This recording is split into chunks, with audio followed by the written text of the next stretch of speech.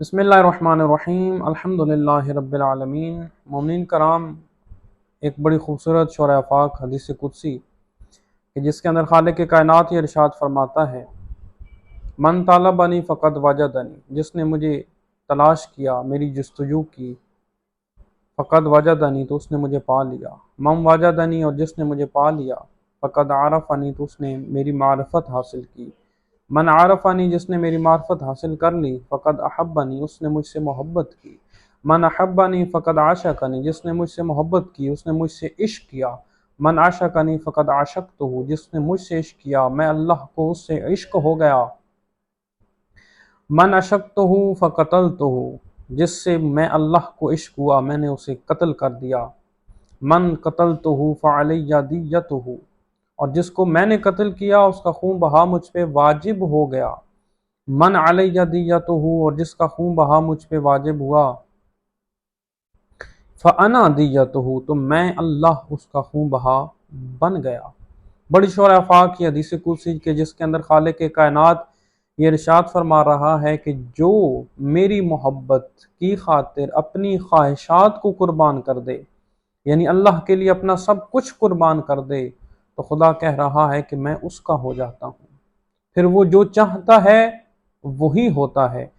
यानी जिसने अल्लाह के लिए अपना सब कुछ कुर्बान किया, खुदा ने उसके लिए कायनात को मुसव्वर कर दिया, कायनात को उसके कदमों में डाल दिया। और इसी हदीस कुदसी का एक कामिल मिस्ताक इमाम मूसा काज़िम अलैहिस्सलातु वस्सलाम की ज़ात मुबारका है। बड़ा खूबसूरत मौजज़ा मैं आपसे तस्करा करूँ इमाम मूसा काज़िम अलैहिस्सलातु वस्सलाम का, और इसी हदीस कुदसी के तनाज़ुर में हम आने वाली वीडियोज़ में मुख्तलिफ़ मौजज़ात आले मोहम्मद के आपकी समातों की नज़र करते रहेंगे। एक रावी है, इसका नाम है साले मर्जी। ये बयान करता है कि एक दफ़ा हम हज के लिए रवाना हुए, हमारा काफ़िला था और काफ़िले में एक शख्स था, उसने ना कोई चीज़ कपड़े में लपेटी हुई थी और उसका बहुत ज़्यादा एहतराम कर रहा था, यानी कि अपनी जान से भी ज़्यादा उसे वो चीज़ प्यारी थी। मैं बड़ा हैरान हुआ, मुझे ताज्जुब हुआ कि ये चीज़ क्या है। रावी बयान करता है कि काफ़िला हमारा चल पड़ा, 2 दिन 2 रातों का हमने सफ़र किया। तो मामला ये हुआ कि काफ़िला रास्ता भटक गया, बहुत कोशिश की लेकिन रास्ता न मिले। इसी असना में वो शख्स जिसने उस चीज़ को अपने पास रखा हुआ था वो काफ़िले से नमूदार हुआ, उसने उस चीज़ को मुखातिब किया, या मुबारक ऐनल तरीक, ए मुबारक चीज़ बता रास्ता कहाँ है। उस कपड़े में मलफूफ चीज़ से इंसानी आवाज़ उभरी कि दाएं हाथ पे थोड़ा सा आगे चलो तो तुम्हें रास्ता मिल जाएगा। काफ़िले वाले चले तो वाकई उन्हें रास्ता मिल गया। रावी का बयान करता है कि मेरी जस्तजू और बढ़ गई, करीब था कि मैं उससे कुछ पूछता कि वो काफ़िले में शख्स दोबारा जम हो गया, गुम हो गया, मुझे न मिला। काफ़िले का सफ़र यूं ही दिनों रातों पर मुहित रहा, जारी रहा, यहाँ तक कि एक तपती हुई दोपहर में काफ़िला रास्ता भटका और उसे पानी न मिला। अब पानी की तलाश में पूरा काफ़िला सरगर्दां है और पानी मिल नहीं रहा, यहाँ तक कि काफ़िले वाले मरने के करीब पहुंच गए। वही शख्स मजमे से दोबारा नमूदार हुआ, उसने उस चीज़ को मुखातिब किया, या मुबारक ऐन अलमा, ए मुबारक चीज़ पानी कहाँ है। उसी मलफूफ चीज़ से इंसानी लबो लहजे में आवाज़ उभरी कि सामने वाली पहाड़ी पे चढ़ो, इसके दामन में तुम्हें एक मीठे पानी का कुआं मिल जाएगा। काफ़िले वाले उस पहाड़ी के दामन में पहुंचे, वहाँ कुआं मौजूद था, वहाँ से हाजियों ने, यानी जो काफ़िले वाले थे, उन्होंने पानी पिया, जानवरों को पानी पिलाया गया। बहुत मीठा, साफ और शफाफ पानी था। ऐसा पानी काफ़िले वाले बयान करते हैं और वो रावी बयान करता है कि हमने ज़िंदगी में नहीं पिया था। वहाँ जमागोइयाँ शुरू हुई कि کچھ لوگوں نے بیان کیا کہ ہم یہاں سے 4 دفعہ گزرے ہیں، کسی نے کہا 3 دفعہ، کسی نے کہا میں 2 دفعہ اس راستے سے گزر چکا ہوں، یہاں قریب میں کوئی کنواں موجود نہیں ہے، اچانک سے یہ کنواں کیسے نمودار ہوا؟ میری جستجو اور بڑی، میں نے اس شخص سے پوچھنا چاہا لیکن وہ شخص دوبارہ مجمع میں گم ہو گیا، یہاں تک کہ ہمارا قافلہ مکہ پہنچا، وہاں قافلے نے حج کیا۔ خانہ کعبہ کا طواف کرتے ہوئے میری نظر پڑی اسی شخص پر، میں نے اسے روک لیا، میں نے کہا تمہیں قسم ہے اس گھر کی، گھر کے مالک کی، گھر کے بنانے والے کی، مجھے بتاؤ یہ کیا ماجرا ہے، یہ چیز کیا ہے؟ اس نے کہا کہ سالے یہ لمبی بات ہے، چھوڑو رہنے دو۔ میں نے کہا نہیں، میری جستجو بہت حد تک بڑھ چکی ہے، میں جاننا چاہتا ہوں کہ یہ ماجرا کیا ہے، یہ چیز کیا ہے۔ اس شخص نے بیان کیا کہ میرا نام ابراہیم ہے، میں ہارون رشید کی سپاہ میں ایک سپاہی تھا، اس کی فوج کا ایک فرد تھا، ایک حصہ تھا۔ ایک مرتبہ ہارون رشید بغداد سے مدینہ پہنچا، روضہ رسول پہ حاضری دی اور اس نے امام موسیٰ کاظم علیہ السلام کو بھی وہاں بلوایا، چاہتا تھا کہ اپنی عزت احترام کو لوگوں پر عیاں کرے اور امام موسیٰ کاظم علیہ السلام کی نعوذ باللہ تذلیل کرے۔ جب امام موسیٰ کاظم علیہ السلام پہنچے تو ہارون رشید نے کہا السلام علیکہ، اے میرے چچا کے بیٹے، یعنی رسول کریم کو مخاطب کر کے کہا اے میرے چچا کے بیٹے آپ پہ سلام ہو۔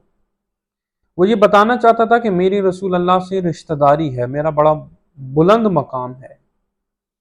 جب ساتویں لال ولایت نے یہ دیکھا تو آپ نے آگے بڑھے اور آپ نے ارشاد فرمایا السلام علیکہ یا ابتا، او میرے بابا جان آپ پہ میرا سلام ہو۔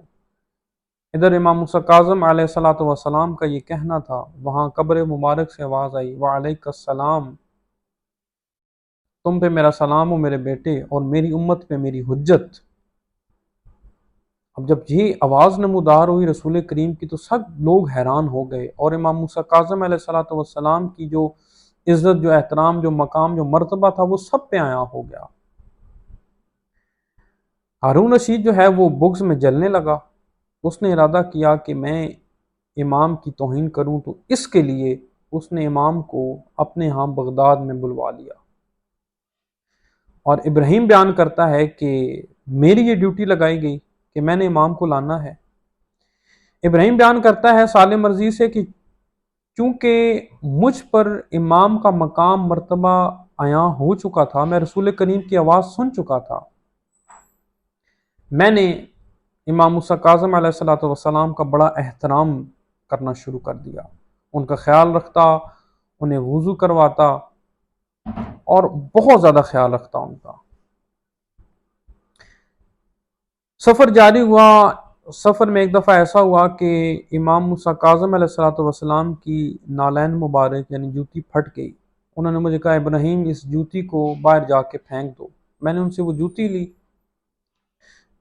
پھینکنے لگا تو میرے دل میں یہ بات آئی کہ یہ بڑی پہنچی ہوئی شخصیت ہیں، اللہ کے ہاں ان کا بڑا مقام ہے، ان کی میں جوتی کو یوں راستے پہ پھینک دوں تو کہیں اس کی توہین نہ ہو۔ وہ بیان کرتا ہے کہ میں نے اپنے قیمتی سامان میں اسے بڑے احتیاط سے، بڑے پیار سے، بڑے مان سے اس جوتی کو سنبھال کے رکھ لیا۔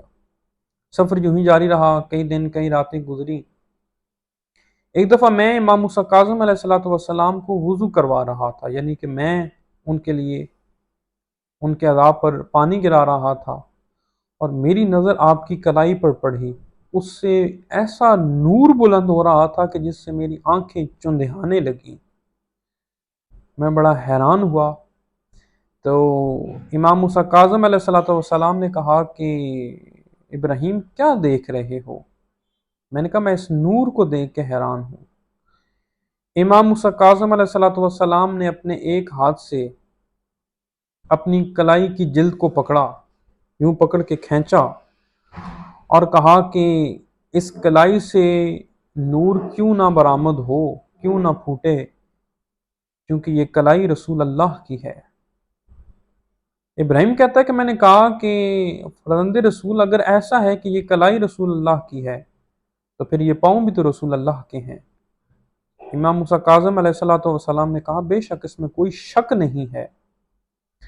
تو ابراہیم نے کہا کہ پھر میرے ضمیر نے یہ گوارا نہ کیا کہ میں آپ کی نالین مبارک جو آپ کے پاؤں کو مس کر چکی ہے اسے یوں ہی میں لاوارث پھینک دوں۔ امام مسکرائے اور کہا کہ ابراہیم پھر تم نے اس جوتی کا کیا کیا؟ اس نے کہا کہ میں نے اسے اپنے قیمتی سامان میں رکھ لیا ہے اور وہ میرا بڑا قیمتی سرمایہ ہے۔ مومنین، امام نے ارشاد فرمایا کہ ابراہیم اگر تمہاری معرفت اس قدر بڑھ چکی ہے تو پھر سنو، جب کبھی تم راستہ بھٹک جاؤ اور تمہیں راستہ نہ ملے تو میری اسی جوتی سے پوچھ لینا، تمہیں یہ راستہ بتا دے گی۔ ابراہیم بیان کرتا ہے میں بڑا حیران ہوا۔ پھر انہوں نے کہا کہ اگر تمہیں پانی کی تلاش ہو اور یہاں تک پیاس بڑھے کہ تمہاری جان نکلنے کا خطرہ پیدا ہو جائے تو اس میری جوتی سے پانی مانگنا، یہ تمہیں پانی عطا کرے گی۔ پھر امام مسکرائے اور کہا ابراہیم میں تمہیں کیا بیان کروں کہ میری جوتی تمہیں کیا عطا کر سکتی ہے، بس اتنا جان لو۔ اور کیا خوبصورت جملہ ہے مومنین کرام، قدر کیجئے گا۔ ساتویں حجت یہ ارشاد فرما رہی ہے اے ابراہیم جب بھی تمہیں کسی چیز کی ضرورت محسوس ہو تو پس دل میں اللہ اور اللہ کے رسول پر ایمان کی تجدید کرنا اور محمد و آل محمد کی ولایت کا اقرار کرنا۔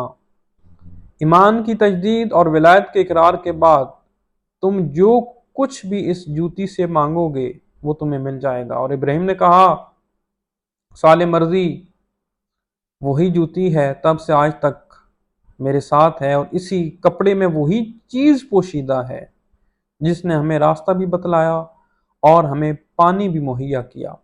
مومنین کرام، یہ مقام، یہ مرتبہ ہے محمد و آل محمد کا۔ چونکہ انہوں نے اللہ کے لیے اپنی خواہشات کو قربان کیا تو اللہ نے ان کا خون بہا اپنے اوپر واجب قرار دے دیا۔ بہت شکریہ۔